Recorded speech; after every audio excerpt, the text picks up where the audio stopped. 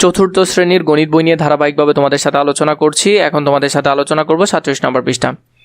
3 থেকে সালাম দোকান থেকে 72 টাকা খাতা, 60 টাকার কলম এবং 185 টাকার জ্যামিতি বক্স কিনলো। সে দোকানদারকে 500 টাকা দিলেও কত টাকা ফেরত পাবে? তো সে এগুলো খরচ করলো, আমরা এগুলো যোগ করব। তার মোট টাকা ছিল 500, সেটা থেকে বিয়োগ করে দিব। তাহলে আমাদের প্রথম ধাপে কাজ থাকবে সবগুলো কি করা, যোগ করা। তো আমরা যদি যোগ করি কত আসে, 5 আর 0 যোগ করলে 5, 2 যোগ করলে 7, 7 আসতেছে, এদিকে হলো 8, 8 আর 6 যোগ করলে কত হবে 14, 14 আর 7 যোগ করলে হবে 21, 21 এর 1 হাতে আছে 2, 2 আর 1 কত 3, তাহলে 317 টাকা। 317 টাকা, তাহলে তার মোট খরচ হলো 317 টাকা। সেটা যদি আমরা বিয়োগ করে দিই, তাহলে 317 যদি বিয়োগ করে দেওয়া হয়, 500 থেকে যদি 317 চলে যায় আর কত হবে, আমি ডিরেক্ট করছি, তোমরা একটু হাতে করার চেষ্টা করবে। 317 অনেক সময় চলে যাবে, তাই আমি তাড়াতাড়ি করছি। 183, তাহলে 183 টাকা আর তার কাছে থাকবে। চলো হিসাব করি। প্রথম ধাপে আমরা তিনটা কি করব, যোগ করব। 70, 60 এগুলো সবগুলো যোগ করব, যোগ করে এখানে লিখব। লেখার পর 500 থেকে আবার 300 এই যে 17 এটা বিয়োগ করব। তারপর হলো যে দোকানদার তাকে কত টাকা ফেরত দেবে সেটা এখানে লিখবো। তাকে 183 টাকা কি দিবে, ফেরত দিবে। কিভাবে লিখবে আশা করি বুঝেছো।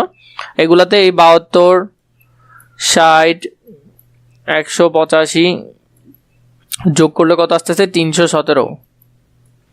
500 থেকে 317 বাদ দিলে আর আসতেছে 183।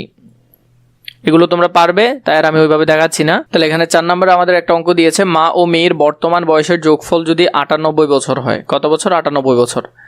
8 বছর পূর্বে মেয়ের বয়স ছিল কত, 25, মানে 8 বছর আগে ছিল 25। তো 8 বছর পরে নিশ্চয়ই তাদের বয়স বাড়বে। আর বর্তমানে তাদের বয়স একসাথে হলো কত বছর, 98 বছর। তো প্রথমে আমাদেরকে বলেছে মেয়ের বর্তমান বয়স কত, প্রশ্নটা এখানে দেখলাম। তো মেয়ের 8 বছর আগে মেয়ের বয়স ছিল 25, তাহলে বর্তমান মেয়ের বয়স হবে কত, 25 যোগ 8, তাহলে 33 বছর। তাহলে মেয়ের বর্তমান বয়স কত বছর, 33 বছর। 2 নম্বরে বলেছে মায়ের বর্তমান বয়স কত।